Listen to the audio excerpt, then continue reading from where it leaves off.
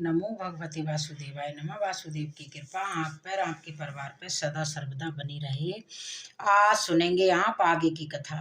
शौनक आदि 88,000 ऋषियों ने श्री सूत जी से पूछा कि हे सूत जी, हे महाभाग्य, हे बोलने वालों में श्रेष्ठ, पुरुषोत्तम के सेवन से राजा धनवा सोहन राजपुत्र आदि तथा पतिव्रता स्त्रियों को किस तरह प्राप्त किया और यज्ञों को भी दुर्लभ भगवान के लोक को किस तरह प्राप्त हुआ।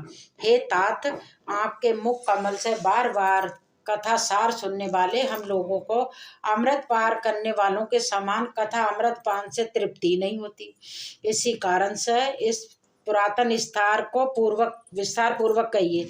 हमारे भाग्य के बल से ही श्री ब्रह्मा जी ने आपके दर्शन हमें कराए हैं।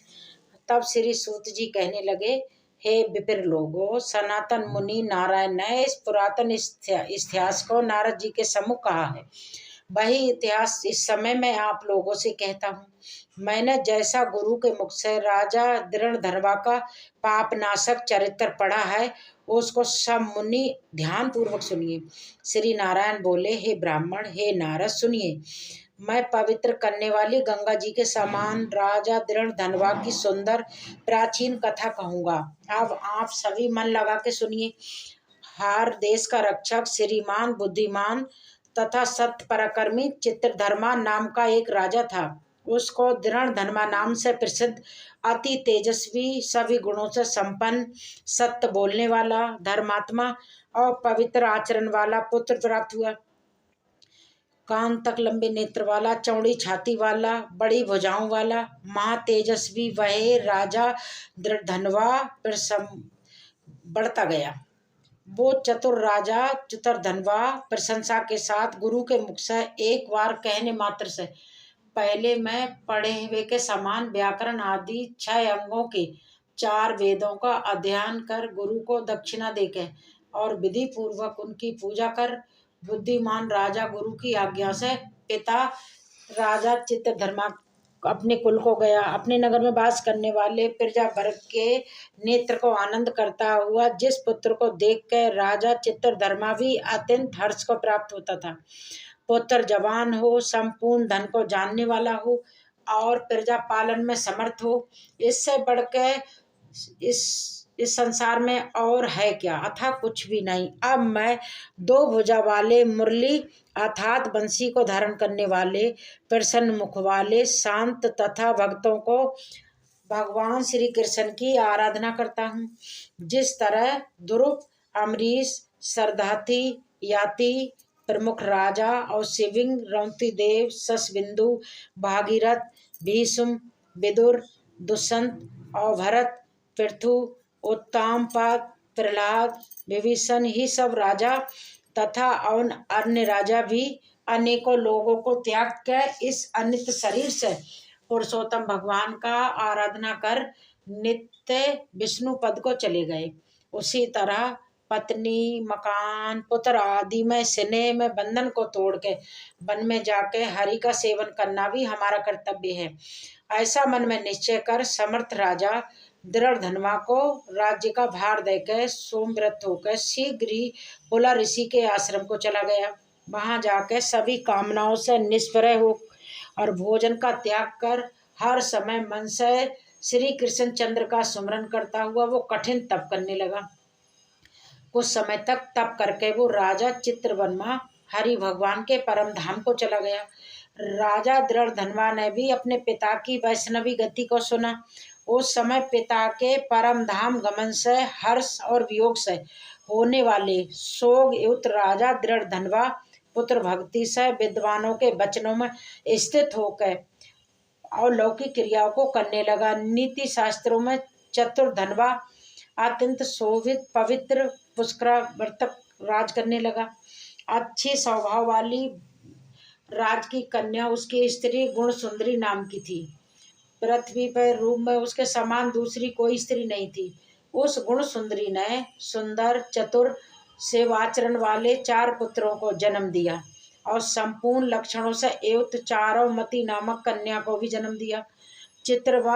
चित्रवाहन, मणिनाम और चित्रकुंडल नाम वाले ये सब बड़े मान्य, सूर अपने अपने नाम से अलग अलग विख्यात होने लगे। राजा दृढ़ धनवा सर्वगुणी प्रसिद्ध शांत दांत दृढ़ प्रतिज्ञा रूपवान गुणवान वीर श्रीमान स्वभाव से सुंदर चार वेद और व्याकरण आदि 6 अंगों को जानने वाला वाक् चतुर धन विद्या में नपुन अर्चन वर्ग अरात काम क्रोध मदमात को जीतने वाला शत्रु समुदाय का नाश करने वाला क्षमा में पृथ्वी के समान गंभीरता में समुद्र के समान संता पिता में ब्रह्मा की जय समान प्रसन्नता में शंकर जी के समान एक पत्नी व्रत अर्थात एक ही स्त्री से विवाह करने का व्रत उसको करने वाले दूसरे श्री रामचंद्र जी के समान अत्यंत उग्र पराक्रमीशाली दूसरे कार्तवीर सहस्त्र अर्जुन के समान था। नारायण बोले, एक समय रात में सोते हुए उस राजा दृढ़धनवा को चिंता हुई कि अहो ये संपत्ति किस महान पुण्य के कारण हमें प्राप्त हुई है। ना तो मैंने तप किया, ना तो दान दिया, ना कहीं कोई हवन आदि किया। मैं अपने इस भाग उदय का और संपत्ति का कारण किससे पूछूं। इस प्रकार चिंता करते हुए दृढ़धनवा की रात बीत गई। प्रातःकाल ब्रह्म मुहूर्त में उठ के विधि पूर्वक स्नान कर उदय को प्राप्त सूर्य नारायण को उपासना कर भगवान की कला की पूजा कर अर्थात देव मंदिरों में जाके देवता का पूजन कर ब्राह्मणों को दान देके तथा नमस्कार करके घोड़े पर सवार हो गया। उसके बाद शिकार खेलने की इच्छा से वो वन को गया। वहां पर उसने बहुत सारे हिरण सुअर शेर और चबरी गाय का शिकार किया। उसी समय राजा दृढ़धनवा के बाण से घायल होकर कोई हिरण बाण सहित एक वन से दूसरे वन को चला गया। रक्त गिरे हुए मार्ग से वो राजा भी पीछे पीछे गया, लेकिन हिरण कहीं झाड़ी में छुप गया और राजा उस वन में उसे खोजता ही रह गया, लेकिन हिरण उसे नहीं मिला। प्यास से व्याकुल उस राजा ने समुद्र के समान एक तालाब को देखा और वहां जल्दी से जाकर पानी पीकर एक किनारे पर चला आया। वहीं पर उसने घनी छाया वाले एक विशाल बट वृक्ष को देखा। उच्च वृक्ष की जटा में घोड़े को बांध के राजा वहीं विश्राम करने बैठ गया।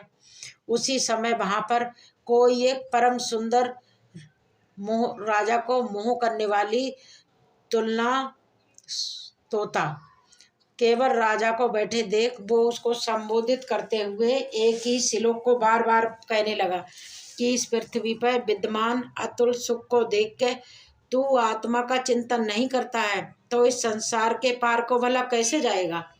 वो सुग्गा राजा के सामने इस बात को दोहराने लगा। राजा उसके वचनों को सुनकर प्रसन्न हुआ और उस पर मोहित हो गया कि इस सुख पक्षी ने दुख से जानने योग्य सार भरे है अगम्य एक ही श्लोक को बार बार करते हुए क्या कहा। क्या कृष्ण अर्थात वेद व्यास जी के पुत्र सुखदेव जी तो नहीं है जो कि मुझको मूढ़ और संसार सागर में डूबा देख के राजा परीक्षित के समान कृपा कर उद्धार करने की इच्छा से मेरे पास आया। इस तरह चिंता करते हुए राजा दृढ़धनवा की सीमा पास आ गई। सुख पक्षी राजा को उपदेश देके स्वयं अंतर ध्यान हो गया।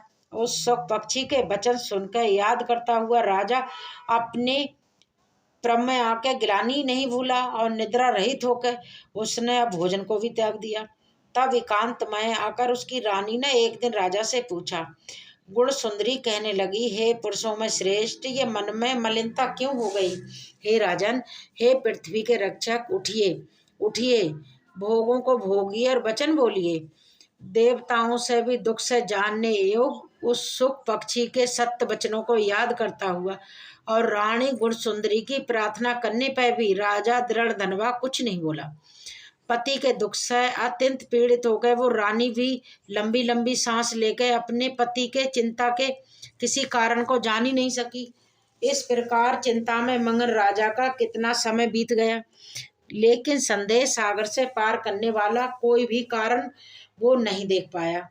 नारद जी बोले, हे मुने, इस तरह चिंता करते हुए पृथ्वीपति राजा धनवा का क्या हुआ सो अब कहिए। हे मुने, निर्मल वैष्णव चरित्र थोड़ा भी अगर सुना जाए तो सभी पापों का नाश हो जाता है। तब नारद मुनि के पूछने पर नारायण जी ने जो कुछ भी कहा उसका वृत्तांत आप सभी अगले अध्याय में जरूर सुनिएगा। और अगर हो सके तो हर बार कथा सुनने के बाद वीडियो लाइक जरूर कर दिया करें।